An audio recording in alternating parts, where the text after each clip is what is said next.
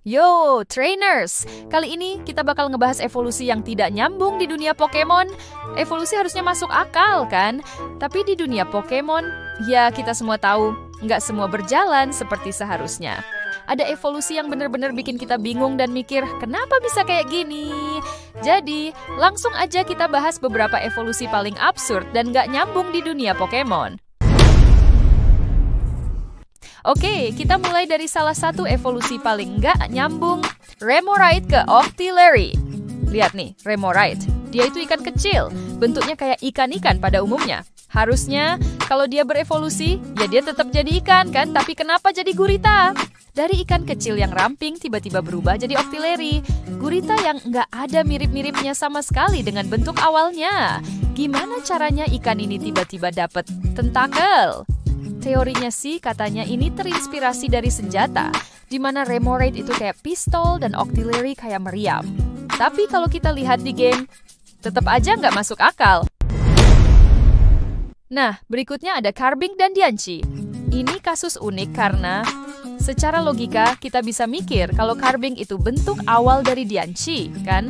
Mereka mirip banget, tapi kenapa nggak bisa?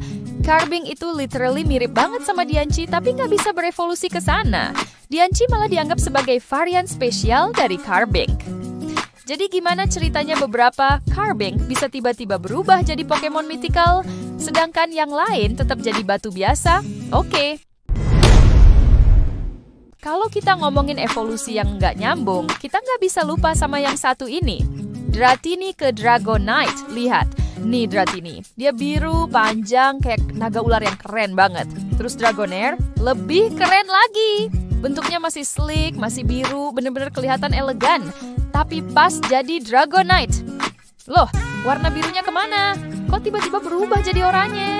Kenapa dari bentuk ular keren bisa jadi naga gendut dengan sayap mini? Nggak ada transisi. Yang masuk akal. Apa Dragonair abis liburan ke pantai terus tanning? Yang ini bukan soal bentuk, tapi soal mekanisme evolusi yang bikin nggak nyambung.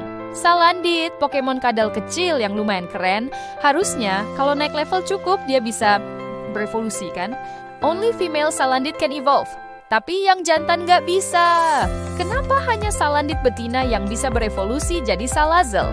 Yang jantan gimana? Apa mereka cuma terjebak di bentuk anak-anak selamanya?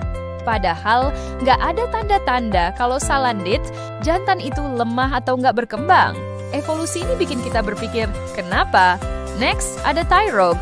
Pokemon ini calon petarung dan harusnya berevolusi ke arah yang sesuai dengan pertumbuhannya, kan? Tapi ternyata, Tyrogue evolves into 3 different forms based on stats. Ini evolusi apa gacha? Tergantung statistiknya, Tyrogue bisa jadi Hitmonlee, Hitmonchan, atau Hitmontop. Kalau attack lebih tinggi, dia jadi Hitmonlee. Kalau defense lebih tinggi, dia jadi Hitmonchan. Kalau sama, jadi Hitmontop. Gimana kalau kita nggak tahu dan asal naik level, bisa dapet yang nggak kita mau dong. Dan terakhir,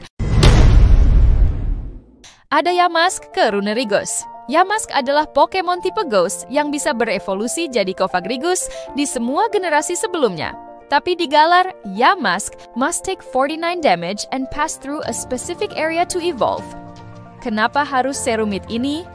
Kenapa nggak bisa pakai metode biasa kayak naikin level? Apa kita harus bikin Yamask sengsara dulu sebelum bisa jadi Runerigus? Ini benar-benar evolusi yang butuh guide khusus. Nah, itulah beberapa evolusi paling nggak nyambung di dunia Pokemon yang bikin kita garuk-garuk kepala. Ada yang berubah bentuk, nggak masuk akal. Ada yang mekanismenya terlalu ribet, dan ada yang seharusnya bisa berevolusi tapi malah nggak bisa. Kalau kalian punya contoh evolusi lain yang lebih absurd, komen di bawah ya. Jangan lupa like, share, dan subscribe biar kita bisa bahas lebih banyak hal unik di dunia Pokemon. Sampai jumpa di video berikutnya. Gonna catch 'em all. Bye!